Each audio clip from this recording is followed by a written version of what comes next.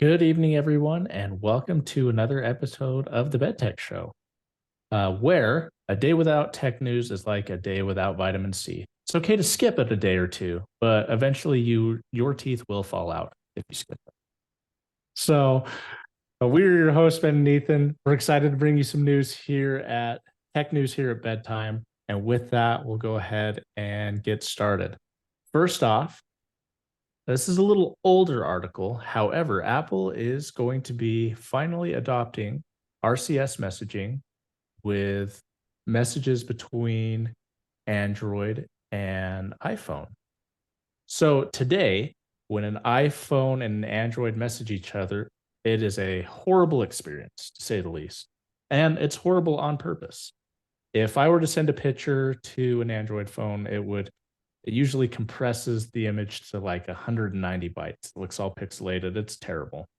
The iPhone is going to be gaining RCS support in 2024, which means green bubbles will probably stay green, but they will now be RCS instead of SMS or MSS or MMS. Sorry. This means that Android and iPhone should be able to get read receipts, should get typing indicators, even reaction support, and theoretically higher quality media, meaning high res photos and high res videos. And I think they'll be sending them over to the internet.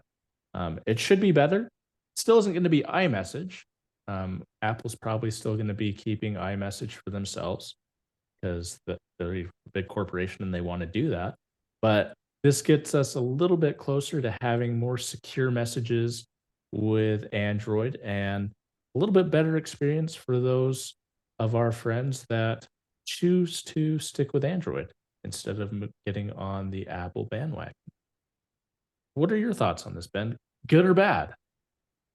Um, I think it's good for everyone except maybe Apple. But I mean, from my experience, I actually cannot stand texting my family text images or videos because they just get compressed and quality goes down and vice versa, receiving from non-Apple users. So I think it's good. I think that's really good from that perspective. I think Apple in the past resisted for many reasons, some being the prestige and or competitive advantage of having RCS just only with Apple to Apple. But also maybe economic means. They just didn't want to invest the time to do it with non-Apple. Um, but I'm interested to get your opinion on the reasons why Apple's changing because previously they were pretty against it. But the article states two theories, right? One being the EU's Digital Marketing Act, I think, Yeah. um, or because China has a lot of non-iPhone phones, Yeah. and so those are the two reasons. And most people think it's more for Apple wanting to bend over for China, and just kind of cater to their market. I actually saw Tim Cook was in China this last week because apparently their iPhone sales have been down.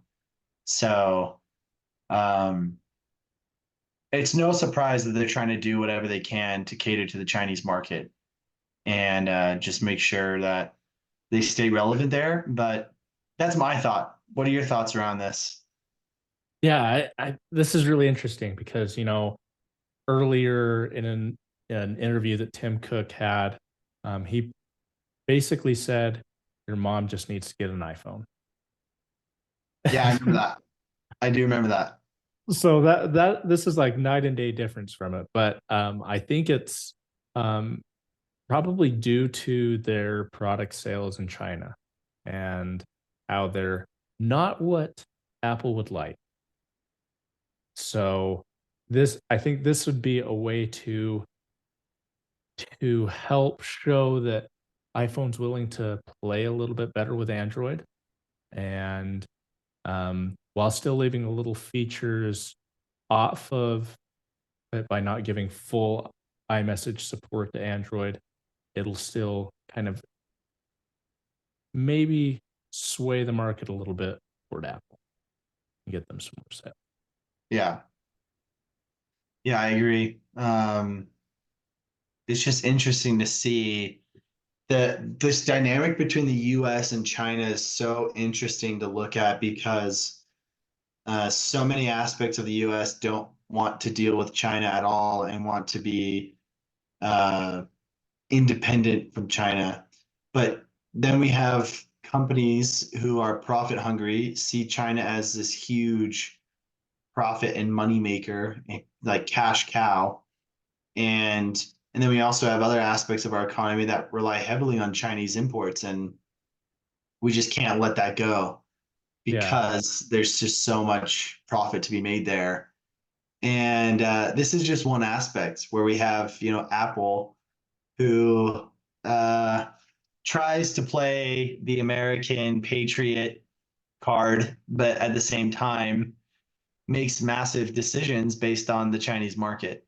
At Yeah. least that's what evidence is alluding to. So there's this give and take, I feel like, where America and American businesses are just saying one thing, but then also doing another when it comes to our relationship with China overseas. I think Nike does this too. I Oh think yeah. Nike does this a lot, where Nike tries to play they play up a lot with their PR, and um, they try and cater to American cultural trends, and yet at the same time, behind the scenes, they're cutting costs by leveraging workers and factories in China. Um, that's controversial. So yeah, Yeah.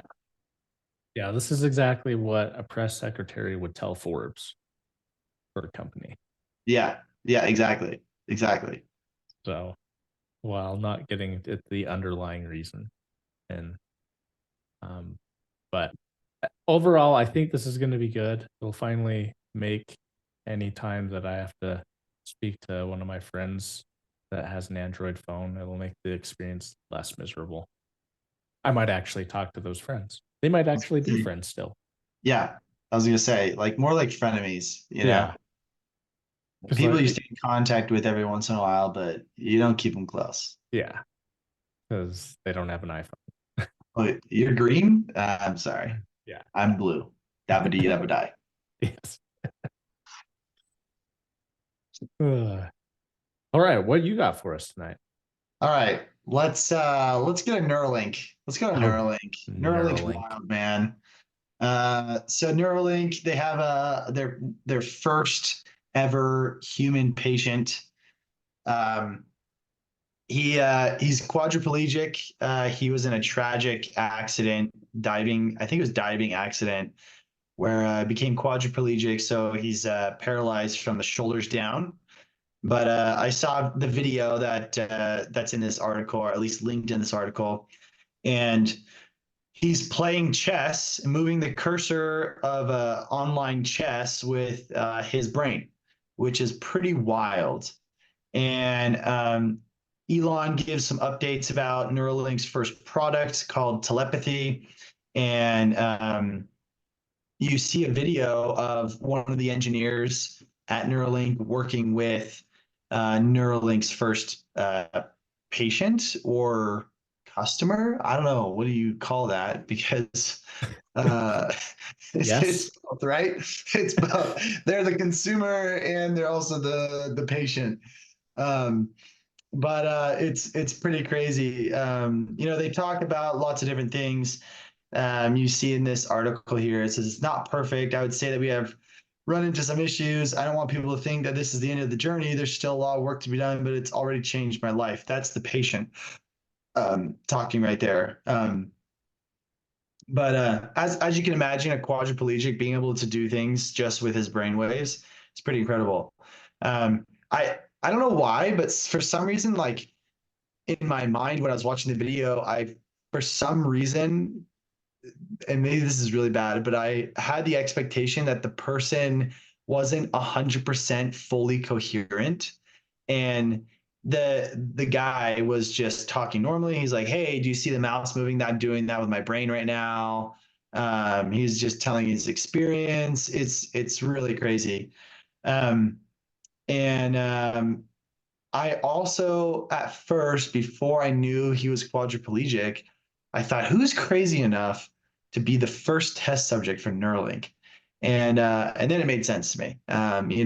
You got pretty much not too much to lose. I mean, I guess all he had was his brain to lose Yeah. if anything was to go wrong.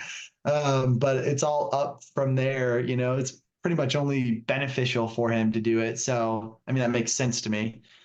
What are your thoughts here? Do you think this is a huge step in innovation? Do you think this is a good thing that we're seeing chips being implanted into people and it's working? What do you think about this? I think it's weird and it's cool at the same time. I, I'm really conflicted because like I think this is like awesome technology to allow somebody to have um, interactions with things in a way that were not possible due to physical limitations. Like this bridges the gap from physical limitations. However, it it'd be weird if like somebody didn't need this, but there's like utility to it. Yeah, And so I know I'm talking in circles here, but it's weird, but it's really cool. I like this technology, and I don't know if I'd be brave enough to try it, but I want to try it. yeah, yeah. I'm with you 100%. I'm in the boat of like the part of me really wants to see this move forward, but then a part of me is like, this feels kind of like unethical or like not really good for humans. And that's a really dumb thought, like a very dumbed down, watered down thought, but I can't put my thumb on why or any kind of logical reasoning, but it's just a feeling I get. But at the same time, I'm like, well, this is really cool technology.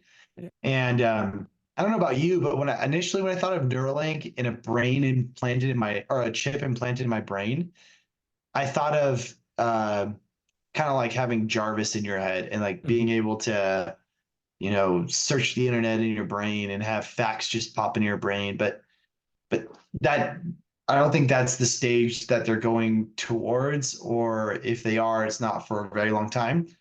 Seeing this, now I'm like, well, it'd be cool if you could get bionic arms that, if people who lose a limb or they get bionic limbs and then they can move them with their brain just like a Mhm. normal limb.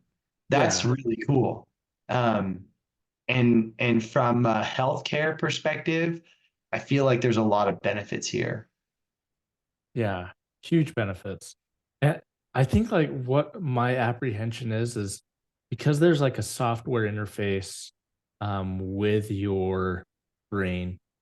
Once this is in, theoretically, you are not in total control of your mind because there is something else that can act and somebody else that can manipulate the software that can affect you how your brain thinks or any physical or anything about your mind through this. And Yeah, so that's a really good point. It makes me wonder too, like how does the communication work at I need to learn more about Neuralink and understand it at like a fifth grade level of how it works. Does it primarily only receive like neural firing and commands, or does it also provide feedback? And what type of feedback does it provide? Where in the brain does it provide it? Because you're right, that's a really scary thought. If your thoughts and brain waves and um, potential memory, personality, desires, uh, any kind of like a chemical release in your body that's all triggered in your brain, you Mhm. know? And the idea that you're allowing that to be compromised is a little scary. Yeah. Not a little scary. That's really scary. And then like now my tinfoil hat's coming on for this. It it kind of gets into like Well, it kind of gets into like inception because then theoretically it could plant an idea in your mind and you will think that you came up with that idea. mm, And then that can snowball effect everything. yeah. Yeah. It's like psychological warfare on a very direct and heavy influential level. Yeah. No more need for like propagandic influence and repeated messages and subliminal messages over and over again. You can go straight to the source right away, you know? Yeah. And I think everyone likes to think Elon believes really strongly in freedom, but we've seen government influence on technology companies, and that's not really Right. cool, you know? Yeah. So I don't know. Yeah. It's interesting.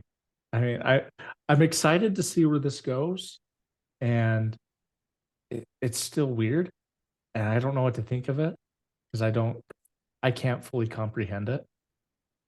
So, I mean, I guess we'll see what Elon does. I mean, if it really comes down to it, he'll just buy another company and at an overpriced markup just to say that we need free speech. Yeah, yeah, that's what he'll do. Go Elon. Yes. So, Um, nevertheless, it was a win. yeah, yeah, it's really cool, but really weird. I agree with you.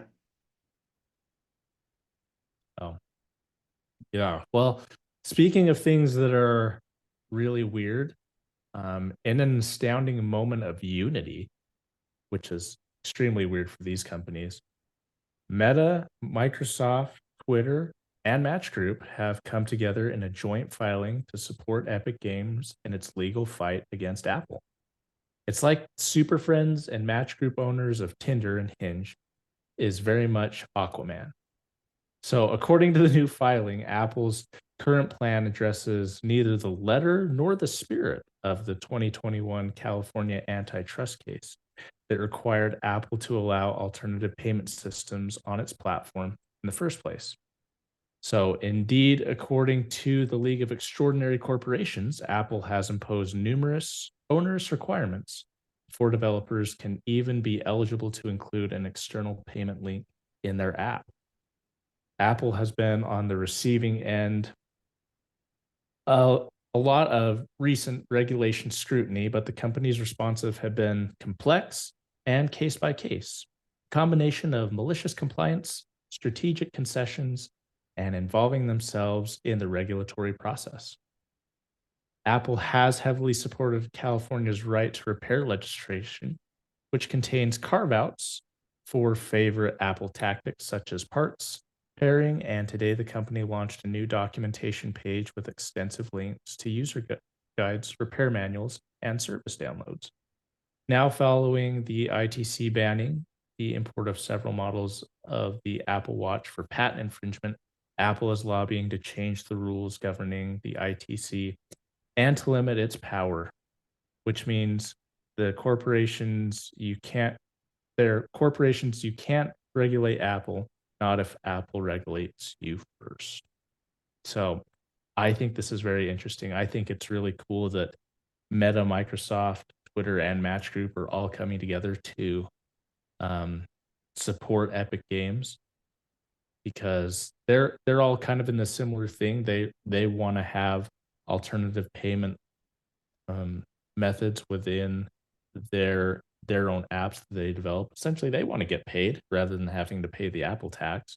So I wanted to get your take on this. What is your take? What do you think? Do you think this is going to be good for Epic Games, or do you think it's superfluous and Apple is going to come on top?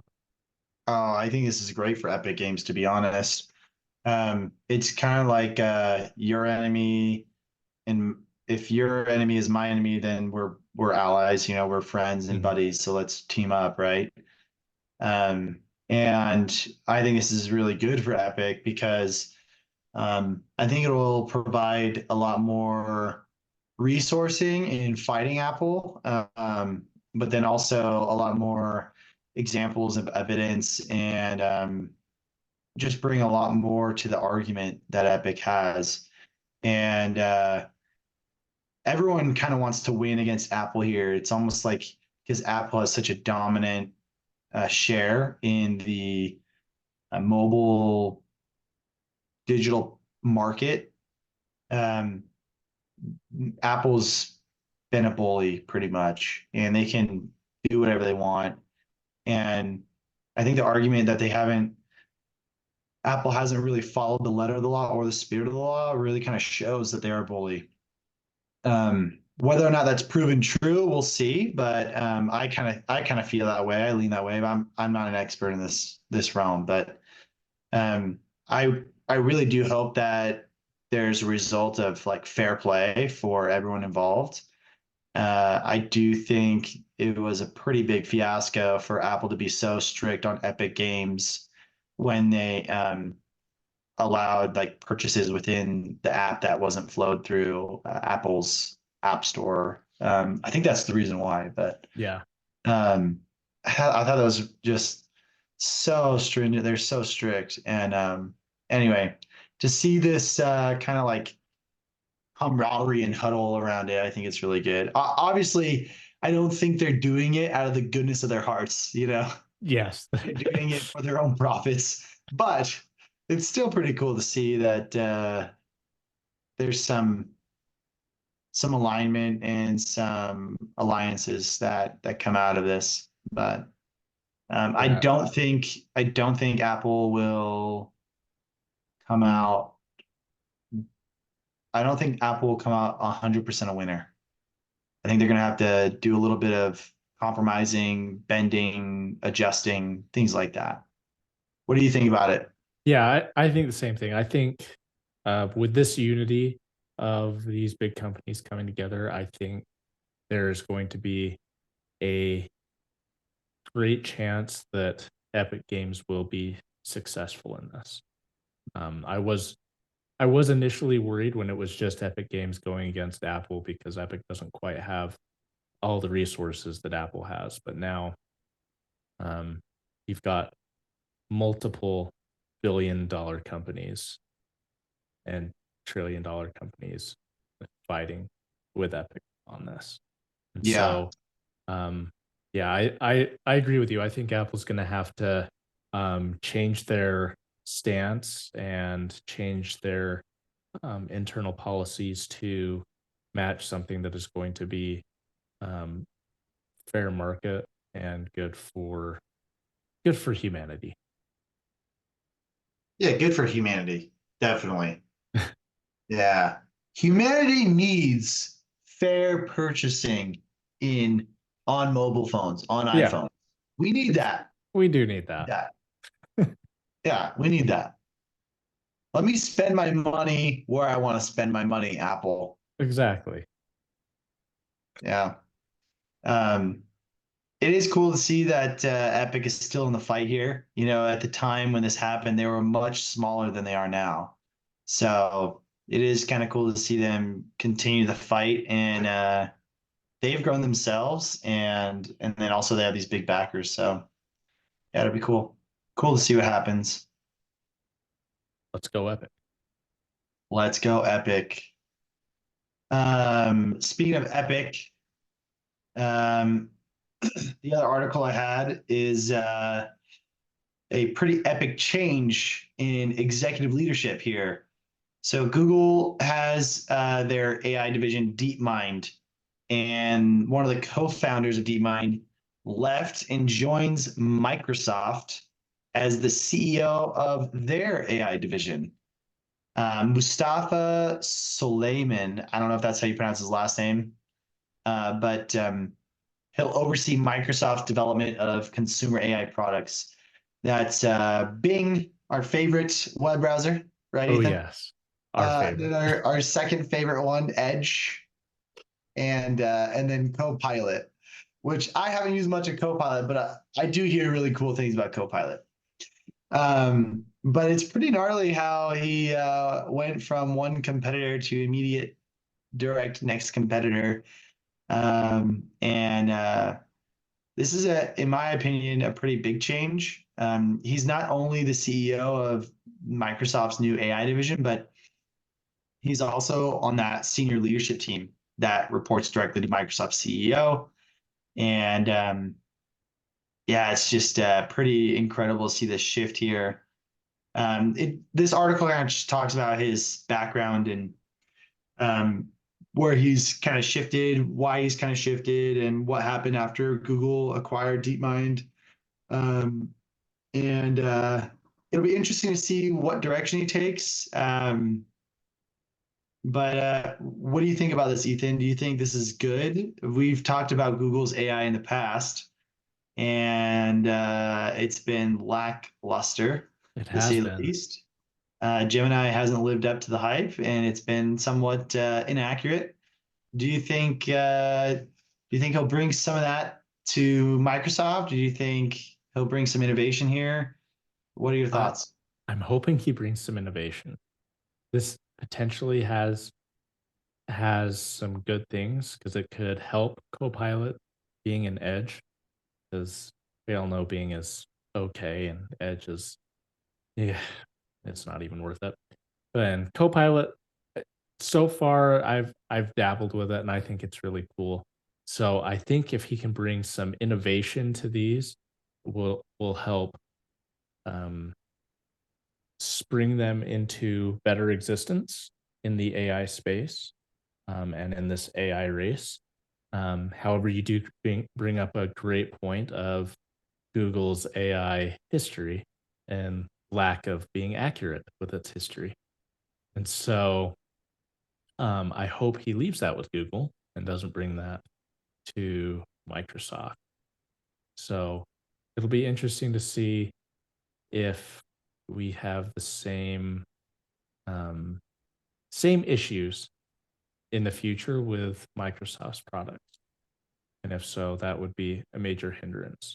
But I am hopeful this could be great and a very good partnership with Microsoft. What do you think? Yeah, I think so.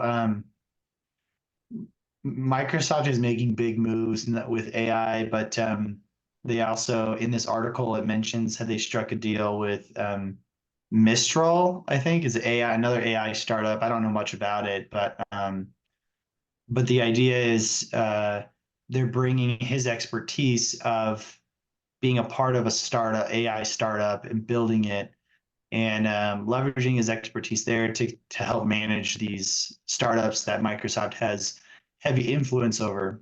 And I really do hope that there's some really cool innovation here. I think they can do a lot with the Microsoft products and their product suite, not just the web browser and like a chatbot, but I really hope we're seeing a lot more innovation in um, the Windows operating system, Microsoft Suite, things like that. I want to see more of that, and I want to see more progressive, innovative product from those areas, and I hope he can bring that. So I do think it's a little bit of drama. It's interesting to see that Microsoft is picking up people like this really quickly. We saw this with OpenAI, right? Mhm. When just Sam was it? Sam Altman, Yeah, Sam when he was fired, and then brought back. rehired and fired, and Microsoft's like, we'll hire you. Yeah, come on over. And like Microsoft's picking up these guys quick. Mhm. Just because they know how valuable they are. So it's just really interesting to see that. And I don't really see a lot of that from Google. Yeah, I think Microsoft is. is making some really good strategic decisions um, in the long run for their company, just everything that they're doing. Um, I think, you know, their heavy investment that they're putting into AI is something really smart because it just shows that AI is not something that's just going to be a fad or um, a temporary thing. It shows that it's going to be something long term and that people need to either get on board or they're going to be left behind type of thing. Yeah, I agree. Do you think out of the companies that are really pushing the boundaries with AI, do you think Microsoft, with its influence over these startups, do you think Microsoft is winning the race here with AI? Ooh, I think they are. Um, I know like Apple's silently doing stuff, Mhm. but um, you know, in in the past, Apple's I guess slow to adopt technology and make it really refined has been good. I don't think it's going to work out in this instance because AI is evolving at such a rapid pace that you kind of have to be on the bleeding edge to even be in like last place with AI. And so I think Microsoft's take on supporting and investing in these startups is good because it's helped them with their product offerings so far. I mean, we've got Copilot support, um, you know, a chat GPT within Bing has been really good for Bing. And I think that's made it a little bit more usable because you get access to real time internet data with it. So I think they're winning. What's your take? Yeah, I kind of feel the same way, especially with some of the setbacks that Google has faced with Gemini. You mentioned Apple and how they're kind of silently working on things. I do feel like we get whispers of Apple and their artificial intelligence progression. That's where I think I have a little bit of hope for Apple, because in the past episodes we've discussed how Apple hasn't really shown too much innovation in the last decade or two, and maybe we'll say the last decade. And it's just kind of been cut and paste with updates, right? And we have the Vision Pros, but I don't know if they're necessarily anything innovative compared to the Meta Quest, which a lot of the things I see on Vision Pros I see on Quest. But um, from an AI perspective, I really hope they come up with some creative use cases where it's applicable in life, and maybe even some actual hardware that has the AI embedded that users and consumers can utilize in their daily lives. Apple is their brand and bread and butter is easy, user friendly, smooth products. And if they can apply a really clean and efficient AI that is like smooth as butter, then I think they'll be big contenders in the consumable market and AI race. Um, Whether they build their own AI models or technology or they leverage someone else's, I don't know. But I have hope, and I really do wish that Apple comes out with something that's cutting edge. Um, we'll see. We'll see what happens. But in the meantime, I agree with you. I think Microsoft's kind of pushing the limits here and coming out with new updates faster and better than anyone else. And yeah, it's really cool to see. That's why I love the capital markets, because it pushes competitors to keep going and be better, and you know improves technology, increases technology and the advancement thereof. So Yeah, that's what capitalism's all about. yeah, capitalism, baby. Yeah, Yeah, competition and money. yeah. I think with Apple, as long as they don't name their AI Siri, it'll be a win. Yeah, dude, for real. Do you think Microsoft went too early and named their like Microsoft Assistant Cortana. That was a bad move. They should have waited for their AI. They should have waited because, everybody who's like a Halo fan, when they heard about it being named Cortana, everybody got super excited. And then it was such a letdown. Yeah, I agree. And you know what's crazy is now there's even software where you can train voice like modeling after someone's voice. And I bet we could get enough like voice recordings of the Halo Cortana and create like a voiceover model and like throw that in videos and stuff. But I'm shocked that like Microsoft hasn't leveraged that more. I know. Just really blown away by that. There's such a huge marketing opportunity there. Yeah, they should have.